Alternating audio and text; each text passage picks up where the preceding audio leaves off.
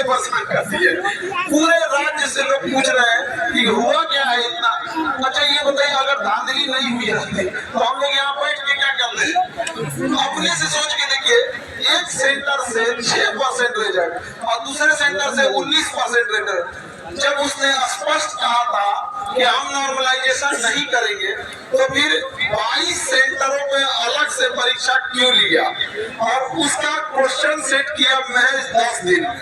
क्या 10 दिन में मैट्रिक का क्वेश्चन सेट हो 10 दिन में?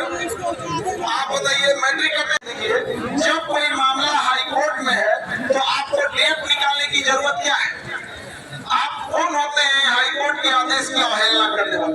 मतलब क्या आप मेंस का एग्जाम लेंगे, उसमें सरकारी टैक्स का जो हम लोग टैक्स का पैसा है वो फूंक देंगे और हाईकोर्ट का डिसीजन मान के चलिए कि आ गया कि री एग्जाम केस से, तो आपके नजर में वो सारा पैसा फूका गया, सब तबाह, फालतू, किसी काम का नहीं बचा।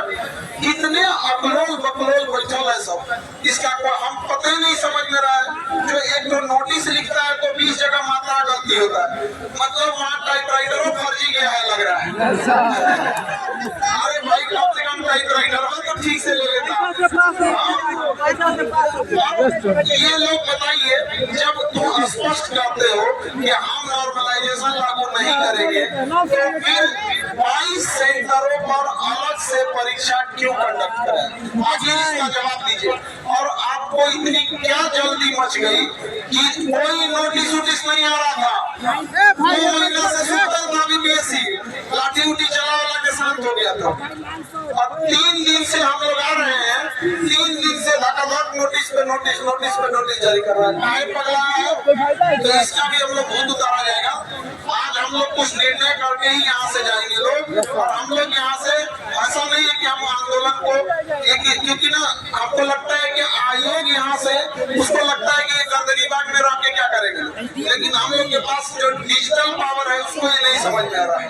जब ये all over India Twitter trending 1 पे आएगा ना, तब इसको समझ में आएगा। पीएमओ से कौन आएगा, प्रेसिडेंट से, कि क्या हो रहा है भाई, क्या हलचल, कौन ठेला है, कौन है, कौन ठेला स्वरूप चेंज कर करके। जैसे किसी दिन घर में तो सब्जी डेली बनता है, लेकिन चेंज होते रहता है ना, कभी भुजिया बनता है, कभी आलू, कभी गोली, कभी कटहल, कुछ बना दीजिए, है कि नहीं? तो हम लोग को भी आंदोलन खत्म तो होगा नहीं, इसका क्या बदलेगा? स्वरूप चेंज होगा। तो हम लोग इस आंदोलन को तब तक के लिए रखेंगे जब तक हम लोग री एग्जाम ना कंडक्ट कराते।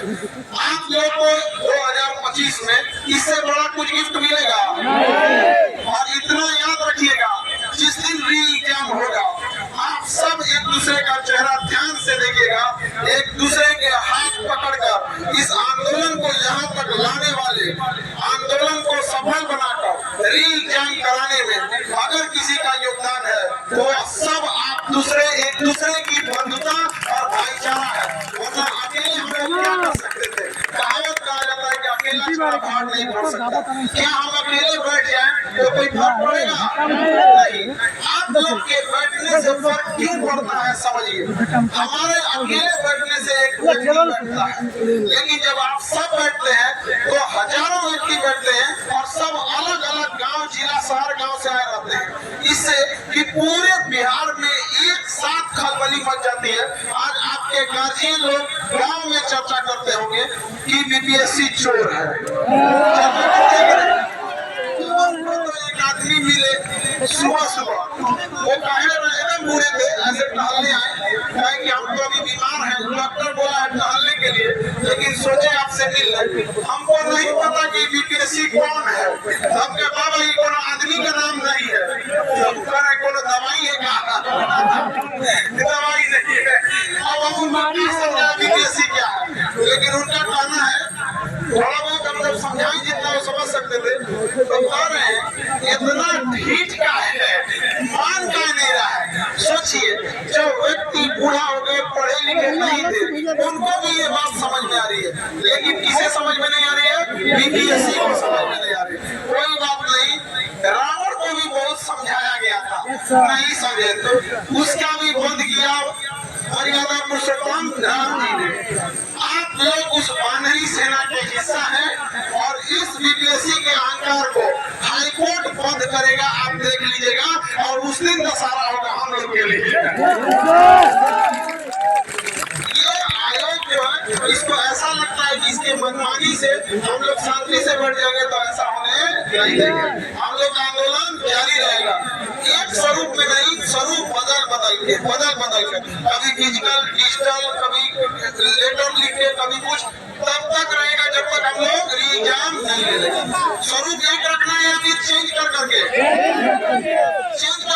फायदा जानते हो क्या होता है, वो कंफ्यूज हो जाता है, तू घाट इधर से रहा, कहने से तो काम है, उसको पता नहीं चलेगा। अभी फिजिकल हम लोग करेंगे प्रोटेस्ट, तो वो लोग सोचेंगे अच्छा रुको बताते हो, गेटवा बंद कर देते हैं, गेटवा बंद कर देते हैं, जाएगा कहाँ। अभी इधर प्लान बनाए कि हम लोग 2-3 दिन डिजिटल प्रोटेस्ट मार देंगे, अभी डिजिटल डिलीट करते करते कि फिर पहुंच जाएंगे लोग। अभी इसके बाद यहाँ से उठेंगे तो पता चला 1 लाख लेटर लिख देंगे लोग, पोस्ट ऑफिस जाना जाएगा, कहाँ हो गया रे भाई, अचानक हमारी याद कहाँ से आ गई, गली में आज चांद निकला। तो एकदम झंझना देना, सारे लोग कह रहे हैं कि रिजार्व हो जाना चाहिए, इवन की जो लोग कुछ बेचने आ रहे हैं, ये लोग भी कह रहे हैं काहे नहीं कराना। सोचिए, वो ठेला रिक्शा पे बेचने वाले लोग को भी पता है कि रिजार्व हो जाना चाहिए, मतलब ओकरों से कहीं गुर्जर लोग बैठा है सब। बताइए, उसको बुझा नहीं रहा है कि आखिर आप लोग का मांग जायज है कि नहीं। अब एहसास कीजिए कि हमारे जो पूर्वज जो आजादी की लड़ाई लड़ रहे थे, कितना टफ रहा हो। अभी तो हम लोग गनीमत में, ऐसे ही घटना हुई थी 1919 में, और समय भी कमोबेश ऐसे ही था, अप्रैल का महीना था। याद कीजिए, वो जगह था अमृतसर का जलियांवाला बाग, जब आपने माना जा रहा था ये तो बाबा साहब भीमराव अम्बेडकर का बनाया हुआ कानून है, और न आयोग का बस चलता तो हम लोग को यहाँ से उठवा के गायब करा देता। जितना हम लोग से वो नफरत किया हुआ है, बावजूद हम लोग उससे गांधीवादी तरीके से शांति से अपनी लेकिन ऐसा नहीं है कि हम लोग खाली हाथ लौटेंगे। आंदोलन का स्वरूप बदल के रंग बिरंगा तकलीफ दिया जाएगा, रंग बिरंगा लहरेगा, उसको पता नहीं चलेगा कहाँ से दर्द कर रहा है। अभी हम लोग इसमें भी चर्चा करेंगे कि एक all over India one tweet कराया जाए री एग्जाम को लेकर, तैयार है कि नहीं है? क्योंकि हमको जहाँ तक लग रहा है कि ये ठीक हो गई है गर्दनी बाग से, तो थोड़ा बहुत हम लोग को स्वरूप भी एंटीबॉडी चेंज कर करके देना है ना। अभी वैक्सीन कभी टैबलेट, कभी सेलाइन, समझेगा कि नहीं, कभी इंजेक्शन, जैसा जरूरत वैसा। अभी ये आयुर्वेदिक दवाई दे रहे थे लोग, अभी कौन दवाई दे रहे थे?